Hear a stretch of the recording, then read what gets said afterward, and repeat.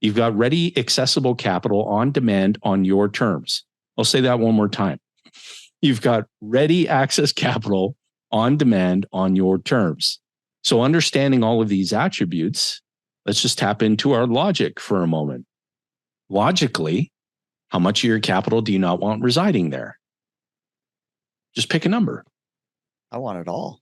Right? Pick a number. Like logically, how much capital do you not want residing there? Because most people in their preliminary research of the concept, they start going down the track of an either or. Should I put capital into the policy and then amplify what I'm doing with real estate? Should I do one or the other? Nelson, again, I have to give him all the credit. Understandably so. He said it best. This process is all about how you go about financing the things that you need throughout your lifetime, which can certainly include investments. This is not a function of, let's get into an arm wrestling match over whole life compared to insert whatever product here. Let's solve the problem by using the very best tool to get that job done. If you're looking at another tool, then perhaps you're looking at solving a different problem, because this is definitely the best tool to get this problem solved. And so we jammed earlier before the show, and there's many different types of life insurance products and tools and financial instruments out there. And it's not that they're good, bad, or indifferent. They each have their own set of characteristics that must be examined. And once you examine those characteristics, you're in a position of total control to decide which tool do I want and what job do I want that tool to help me get done.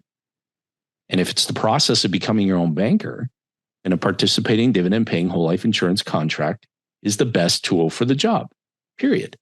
That's it. And tends to work well. But we don't get into arm wrestling matches over things like that, because most often, if I was to intervene, if I was to be a referee in one of those arm wrestling matches, and I just said, whoa, hold on a second. Let's just take an intermission. We got water, we got ice buckets, we got everything. Let's all go into our corners. Let's each take a moment to describe the problem. Sooner or later, you're either going to end up out of the ring or you're both going to end up in the same corner looking at the same problem. And then it's much easier. You know, Nelson always said this is not meant to be achieved through argument or through convincing. He shared a story. I got to tell your audience this. He was in Birmingham meeting with a very prominent attorney.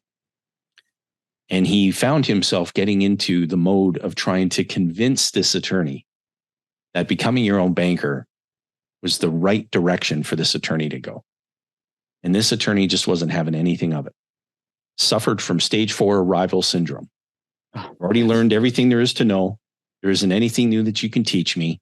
I have arrived in knowledge. So Nelson promptly ended the meeting, indicating he had somewhere else that he had to be.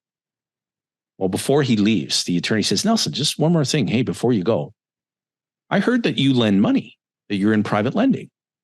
Is that still true? And Nelson said, yes, sir, absolutely. Nelson was quite a humble man, but he did okay. He financed an airplane for that attorney. And in speaking to the general public, Nelson would ask, what, pray tell, do you think I did with that stream of payments? I went and purchased the very thing that I was trying to convince the lawyer to buy.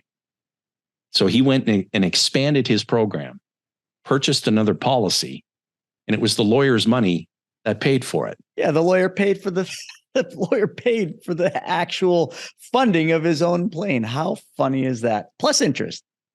And so, wow. Welcome to the world. It's, again, for folks, we see this in our private Facebook communities all the time, where people are invited into the community and their questions always begin with product. And when we ask folks, have you read this book? 9 times out of 10, the answer is no. 9 times out of 10, the answer is no. If you take this 92-page book and you spend the better part of an afternoon reading it. This book that I'm holding for all of you listeners who are not watching the YouTubes is titled Becoming Your Own Banker. If you take the better part of an afternoon to read this book, it's going to open your eyes to a whole new financial world. I guarantee it. I'll second that. And if you don't catch it, read it again. And if you don't catch it, read it again. And if you still don't catch it, I'm afraid there's no helping you. I was going to say, how far down this are we going to go? Because I would say after the 2 times, maybe we need to try a baseball bat. That might work better. If you're in New York, yes. If only you were in New York, yes. We'll just use the baseball bat. It seems to work a little bit more efficiently than trying to get you to read over and over again when you're not getting it. We're just messing around, folks. But, it's just, I'll never forget. Jayson, I don't know if you've ever heard my story of how I heard about this, but I was a financial advisor. So I was really brought up, even though the company I was at was an insurance company, I was really brought up with the notion of you sell term and you invest the difference, because being an advisor, we made a lot of money on managing the assets. And that was a big piece. So of course it made sense to sell the term, which was cheap, and then, invest the difference. And when I first heard about this, I was in Salt Lake City. And I was at Cheesecake Factory meeting with a really prominent real estate investor who, just like Nelson, lent a lot of money. And because I was a real estate investor, of course, I needed money. So I'm showing him a deal. And I just said to this guy, his name was Mike, I said, so Mike, how do you lend all this money? I thought it was a pretty logical question. And he very quickly answers. He said, well, I lend from my private banking system. And I'm like, all I heard was private bank. Okay. So in my mind, I'm thinking, oh my gosh, Mike's got some real money. This dude's got a bank. So I literally said to him, I said, so Mike, after we're done with lunch, can we go to your bank? And he proceeded to tell me that his bank wasn't a real bank. He just had a banking system he set up. He said he did what the bank does. Right. I didn't understand that. And I said, well, describe that. He said, well, I put my money in insurance companies. He didn't tell me what it was. He just said, I put my money into an insurance company instead of a bank. The insurance company pays me guaranteed interest on my money. And then he goes on, I get a dividend. And he tells me all the attributes. It's tax-free. And I'm thinking, when he said tax-free, my mind as an advisor immediately went to Roth IRAs. I'm like, wait, is it a Roth? So in my mind, just like a child, when your parents described your Christmas present, your mind starts making this giant thing. And by the time you're done, you either had a tank in your mind or some castle in the backyard. And then what'd you get? Maybe you got a little electric car, you got a pogo stick or something, but in your mind, you made it something great. So I had this mental illusion. But it wasn't until Mike explained, because I had him keep going deeper. I was an advisor, so I was pretty good about talking, money. And he drops the bomb and he says to me, so when I put money into this insurance company and you come to me and you need money like now, what I do is I take a loan from the insurance company and I give you the money I took.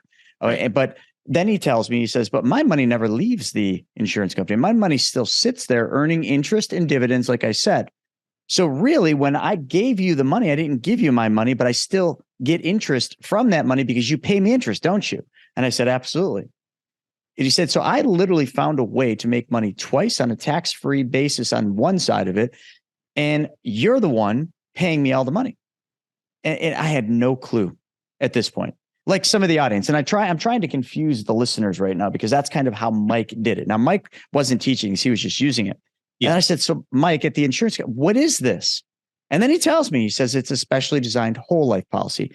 I clearly didn't hear the whole life, I clearly didn't hear specially designed. I only heard whole life. And it was like nails on a chalkboard, just like many people that are listening. They're like, oh, that thing. Well, that's what I thought.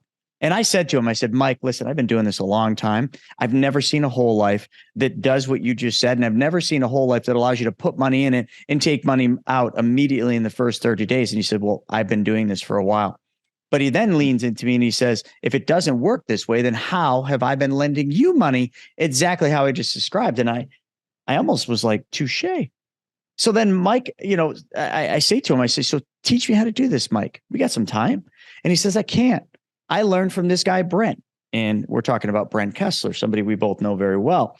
Yep. I got out of that restaurant. I called Brent. I probably sounded like a lunatic, like a blender with its top off, just rattling all this stuff back to him. And Brent calmly, as you know, just says to me, have you watched the 90-minute video? Just kind of like Jayson, how you just said, have you read the book, Becoming Your Own Banker? And I said, no, I didn't. He said, well, before we go any further, if I can ask, could you please watch the video? And it was a 90-minute video. And then after that, I will gladly book a call and talk to you and explain all this and help you with this. I did not want to watch a 90-minute video, but I did. Now, again, I just want to give you, where I was at. So I'm a real estate investor flipping houses. I had been a financial advisor up to this point of 13 or 14 years. When I sat down that Sunday with a big old cup of coffee and hit play on that video, many of you, all you heard was 90 minutes. To me, the 90 minutes, it felt like it was like 3 minutes. I don't even know what happened. It was almost like I went into a time warp, but I didn't, because I had 4 pages of notes. And by the end of that video, I had seen something. It had just snapped. It was like my brain all of a sudden saw something I'd never, ever seen before. And it was crystal clear what my path was. And that was the moment. It was 2014. And I have never, ever looked back. I started using it. I wasn't teaching it. I literally was flying Brent out to my facility to do presentations to all my real estate buddies. And he was cleaning up, and I was sitting in the back of the room watching this. And I'm an advisor at this point, and I'm like, holy crap, I've never seen something like this. He just did this 90-minute presentation, which I thought these people were lost. I thought they were bored. And then he said, if anyone's interested, give me your name, your number, and your email, and I'll set up a call and help you get started. The whole room stood up. And I'm like, whoa. And that's how I started doing this. And it wasn't until I retired from the financial world that I really started doing it, because, it was just in the financial world. It wasn't really something that the companies I was associated with at that time really supported, and nor did they really want to support it. So when I left, I started doing this. So, I didn't mean to go long on that, Jayson, but that's how I heard about this. Yeah. It's, I love hearing people's journeys, and you and I have talked about this before, and I'll tell you, for folks in the advisor community who I'm sure you get contacted as well. We get contacted often from advisors who say, hey, I have a client or a group of clients who have been bringing up this topic, and I'd really love to learn more about it. And my first question always has been and always will be the same. Have you read R. Nelson Nash's book titled Becoming Your Own Banker? No, that's your starting point. If you catch it, great. If you don't, as long as you leave happy, that's okay too. And it, over the past 15 plus years, I haven't had a single client ever call me and say, Jayson, I'm really pissed off that my cash values keep rising every day. It's really bothering me. Having ready access capital to take advantage of high caliber opportunities, boy, that's a real frustrating thing. And when you're in a position of total control, what a peaceful, stress-free way of life it is. You've got a great opportunity. You've got ready access capital. It's just a peaceful, stress-free way of going about things financially. And all the noise that goes on out there. Nelson used to say in his talks, he would say, hey, have you ever flown on an airplane using a noise cancellation headset? A lot of people in the crowd would say, yeah, we've done that. He says, aren't they just wonderful? You just get on the airplane, put the headphones on, push a button, all the noise is canceled out. He said, what your clients need is a financial noise cancellation headset. Oh God, I tell you, I miss the guy a lot, and he just had such an amazing impact. But the point is that you're going to need to use some money for the rest of your lifetime. You're going to make financing decisions with every transaction that involves money. Do you want to be in a position of control as it relates to that or not? It's ridiculously simple in the sense that the message itself, the concept itself, it doesn't need to be sensationalized. There's a lot of content out there and a lot of sensationalizing going on.